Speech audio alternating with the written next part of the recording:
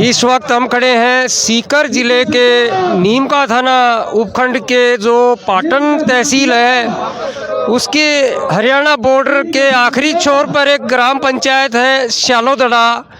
और आज राजस्थान सीमा से लगती हुई सबसे पहली ग्राम पंचायत जो सीकर ज़िले की पड़ती है वो है श्यालोदड़ा ग्राम पंचायत। और इसी श्यालोदड़ा ग्राम पंचायत से आगे बायल ग्राम पंचायत शुरू होती है जो हरियाणा राज्य की सबसे पहली ग्राम पंचायत है।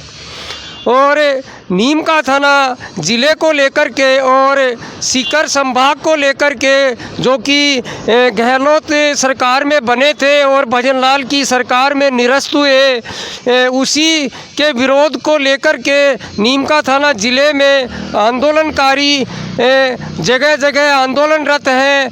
और तकरीबन दर्जनों ग्राम पंचायतों में उन्होंने अभी तक इस आंदोलन को किया है। नीमका थाना शहर है, नगर परिषद है, वहाँ भी अनेकों जगह इस तरह का धरना प्रदर्शन होता रहा है।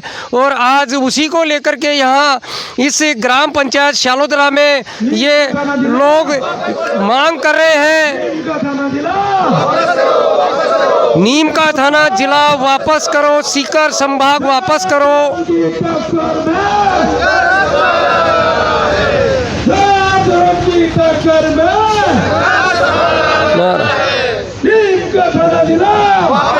वापस करो, नीमका थाना जिला वापस करो, वापस करो, नीमका थाना जिला वापस करो, वापस करो, नीमका थाना जिला वापस करो, वापस करो।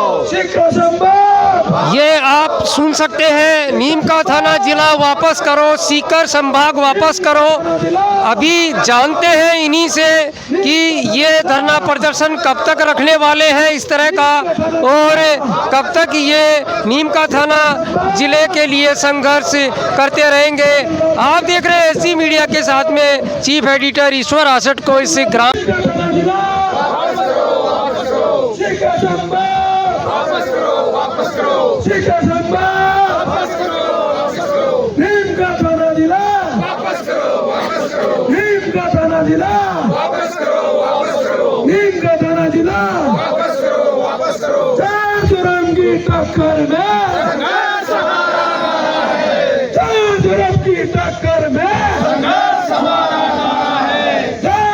की टक्कर में नीमका थाना जिला। मैं आपके चैनल को मैं धन्यवाद ज्ञापित करना चाहूँगा कि आज इस अल्प समय में आपने कीमती समय निकालकर यहाँ धरना स्थल ग्राम पंचायत श्यालोदड़ा में आए हैं। आपके लिए बहुत बहुत धन्यवाद, आभार प्रकट करना चाहूँगा। साथ साथ मैं ये बताना चाहूँगा, नीमका थाना जिला और सीकर संभाग 28 दिसंबर को शाम के 4 बजे जब सूचना आई कि आपका नीमका थाना जिला और सीकर संभाग हटा दिया गया है, जब से लेकर हम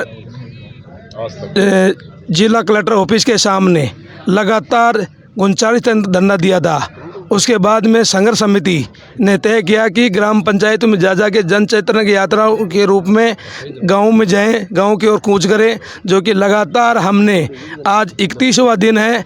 31वीं ग्राम पंचायत श्यालोदड़ा है जो हरियाणा की सीमा से सबसे सटा हुआ गांव है।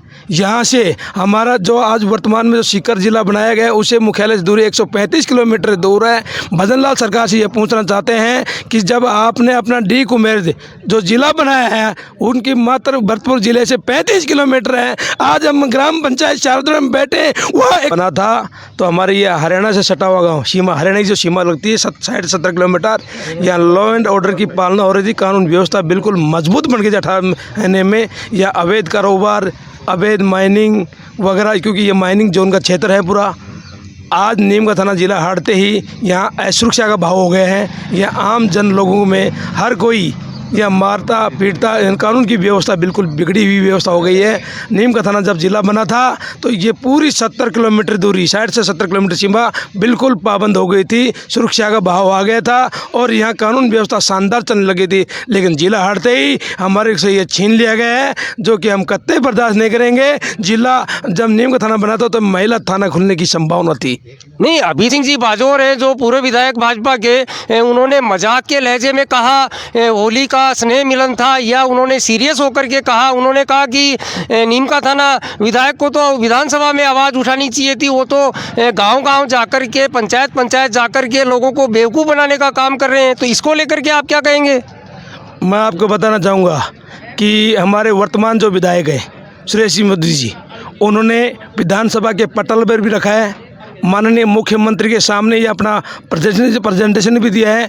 और जो पूर्व में रामलू भाई कमेटी जो बनी थी उसमें भी माननीय सुरेश मोदी जी ने अपना प्रेजेंटेशन दिया है और नीम का थाना जिला हर मापदंड दृष्टि से खरा उतरता है। वर्तमान सरकार ने जो कमेटी बनाई थी ललित के पवार कमेटी, उसमें भी अपना प्रेजेंटेशन दिया है। वर्तमान विधायक ने वर्तमान विधायक के बारे में जो झूठ बोला जा रहा है, जो भ्रम जाल फैलाया है पूर्व विधायक ने, वो सरासर गलत है। मैं आपको बता रहा हूँ कि वर्तमान के विधायक ने नीम का थाना जिला और सीकर संभाग के संबंध में माननीय मुख्यमंत्री के सामने अपना प्रेजेंटेशन दिया है विधानसभा पटल पर। वो सरेआम झूठ बोल रहे हैं। जनता को असली तो वो पगला रहे हैं, वो सत्ता पक्ष में बैठे हैं। वो कब गए, हम मांग करना चाहते हैं, वो कब गए? उन्होंने यहाँ 2 बार जीता है, यहाँ की जनता ने 2 बार जीता है, यहाँ की जनता ने उनको वोट दिया है, यहाँ की जनता ने अपनी कर्मस्थली बनवाया था। कर्मस्थली है माननीय पूर्व विधायक की कर्मस्थली है।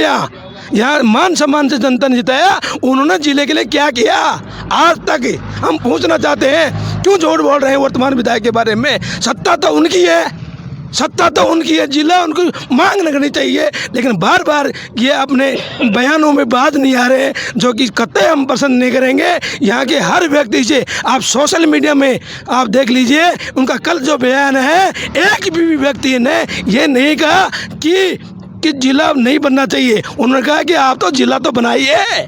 शर्म की बात है, उनके पक्ष में एक भी आदमी नहीं है। बैठे जी, बताइए आप जो अभी कह रहे हैं कि वो तो सारी चीज़ें बताई इन्होंने पक्ष और विपक्ष, लेकिन आप इस शालोदरा में आज बैठे हैं तो आप क्या कहेंगे?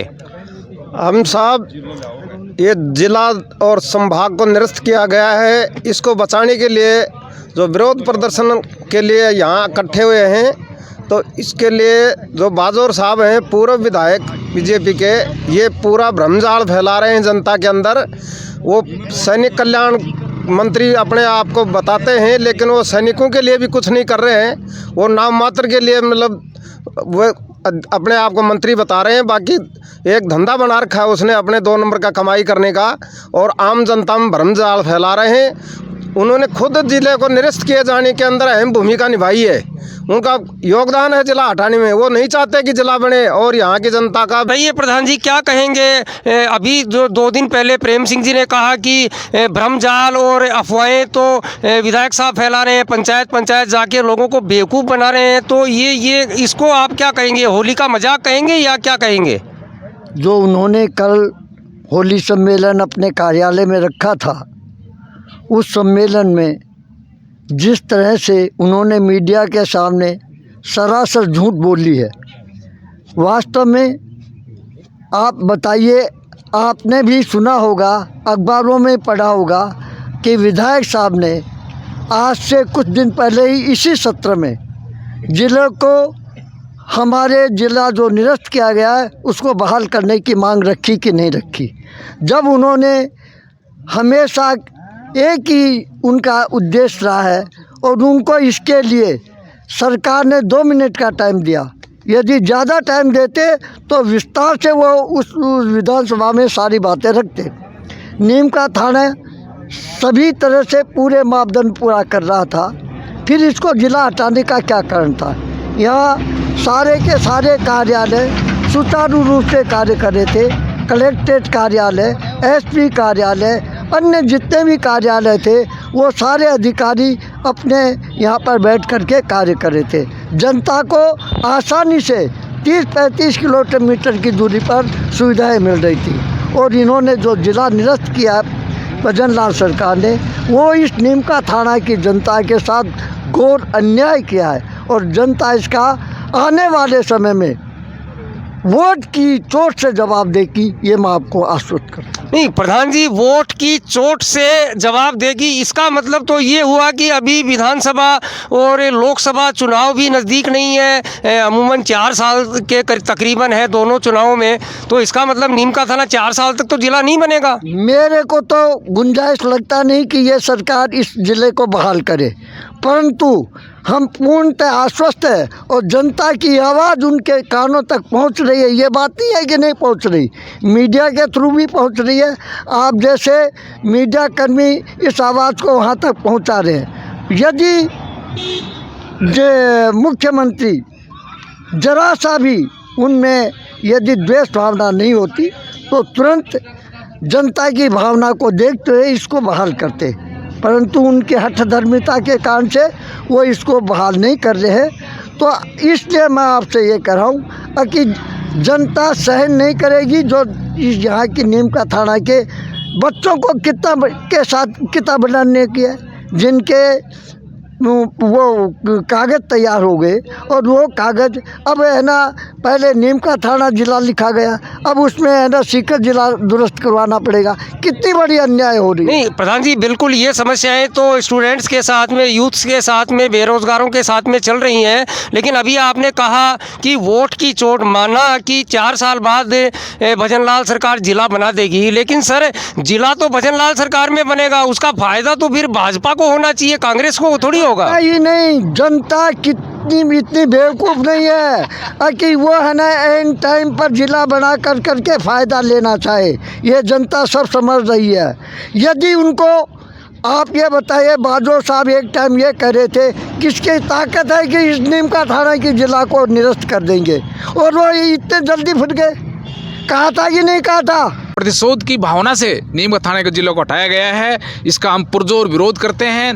और जिस प्रकार से नीम का थाना जिले को इस राजस्थान की सीमा जो गठित हो गई थी उससे हटाया गया था, राजस्व एक जिला बन घोषित हो गया था, इसकी सीमाएं तय हो गई थी और इसको एकदम से हटा दिया गया। इसी प्रकार से मैं कहना चाहूँगा कि नीमगढ़ थाने की सीमाओं के अंदर भाजपा का नामो निशान मिट जाएगा अगर ये नीमगढ़ थाना जिला बाहर नहीं करते हैं। तो जिस प्रकार से इनको जिले को हटा करके एकदम निरस्त कर दिया, तो ये बहुत बड़ी आक्रोश है यहाँ की जनता के अंदर। नहीं सर, ये बातें तो बहुत सारे नेता बताते हैं, जनप्रतिनिधि बताते हैं कि भाजपा नेस्ता नाबूद हो जाएगी। मान लिया आपकी बात में कि राजस्थान में 2 ही पार्टियां हैं, या तो बीजेपी है या कांग्रेस है। नीम का थाना से या तो बीजेपी का विधायक बनेगा या कांग्रेस का बनेगा, लेकिन जिला निरस्त हुआ है और जिला वापस बनेगा, इससे तो लाखों लोग जुड़े हुए हैं, लाखों बेरोजगार जुड़े हुए हैं, लाखों स्टूडेंट्स जुड़े हुए हैं, लाखों हजारों की तादाद में सरकार की और राज्य की योजनाएं जुड़ी हुई हैं। इस विषय को लेकर के कुछ बताइए ना।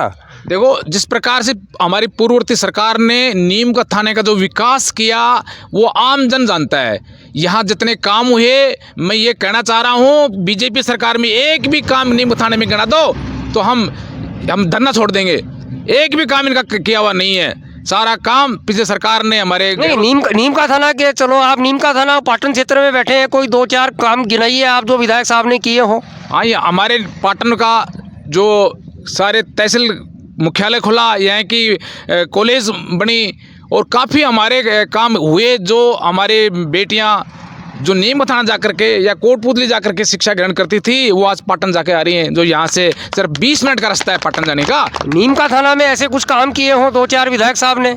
हाँ, नीमगढ़ थाने में एक एग्रीकल्चर कॉलेज का खुलवाना और महिला हॉस्पिटल का खुलवाना कितना बड़ा काम है। ये सैकड़ों करोड़ों का काम हमारे विधायक साहब ने किए हैं, जो पूरा जी जान लगा करके इन्होंने नीमगढ़ थाना का विकास के लिए एक तस्वीर बनाई थी, नक्शा तैयार किया था। और ये जिला हटने के बाद ये सारा काम छूट गया है और वो विकास रुक गया है। नहीं, फिर भी जी भाई साहब, मैं ये कहना चाहूँगा कि 135 किलोमीटर 35 किलोमीटर भी जाना बहुत भारी समस्या हो जाती है। गांव का ये लास्ट छोर है, साधन मिलते नहीं हैं। जब यहाँ ऑफिस कार्यालयों का वहाँ 10 बजे का टाइम होता है, यहाँ से हमारा कोई साथी या कोई बच्चा किसी काम से प्रशासन कोई सेवा के लिए जाता है, वहाँ उसे कोई अधिकारी नहीं मिलता या टाइम लग जाता है, और उस बच्चा या बच्ची के लिए रात को वापसी घर पहुँचना कितनी बड़ी मुश्किल होगी।